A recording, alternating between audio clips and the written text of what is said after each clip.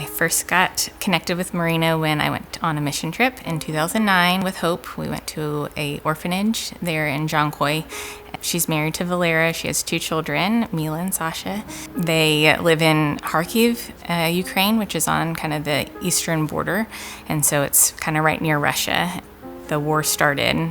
It was one of the places that was quickly endangered. So the first thought we had that we need to take our children and leave very quickly because, it's dangerous. I didn't pack like maybe one backpack and one little suitcase, so I just quickly made breakfast and I didn't wash dishes like anything. It was like, wake up, let's go. One night from this traffic we came through one small town and kids were exhausted and we were so tired, like 16 hours in this car. We just was standing and we saw a house and a woman opened the door and just called us. And we went and she said, I have a living room and the sofa, you can rest. So I didn't know her name, she didn't know my name. And we just parked our car near her house and went and slept there and left in the morning. And if it's not God who made this situation, that just people began to open doors to the people who they never knew.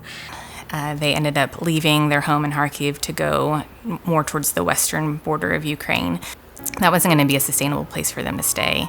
So then the conversation started, what if they came here? And we just talked about whether this is a possibility. She was very nervous. So I liked that Laura was not like, oh no, come, it will be perfect. She sounded very real and told me, oh yeah, I know, it will be hard.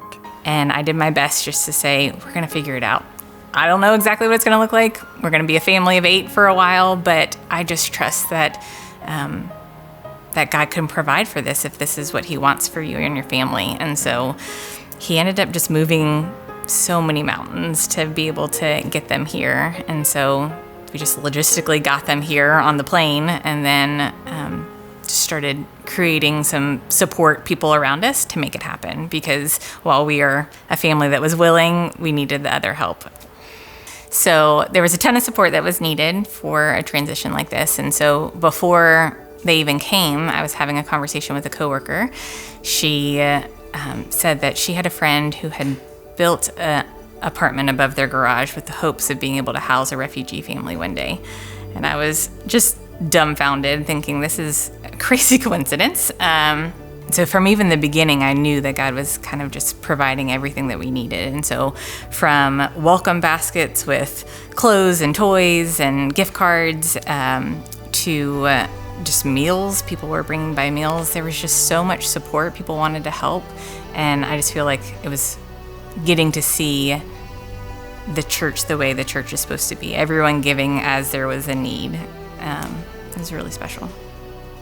I lost a lot, but God gave me a lot. And this list could be very long.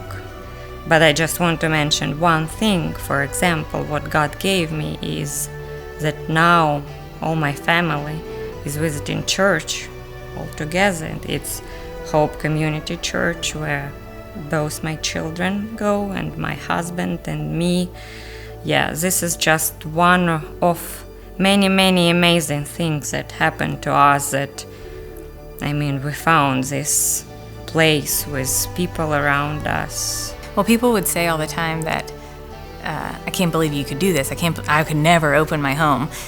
And I think you could. I think in the situation where you have a friend who's on the other side of the world in danger, you would say yes. I think you would if you had the ability. And from the beginning, when we bought our home, when we bought our car, we always did it with the intention of, God, if you call us to share it, we want to share it.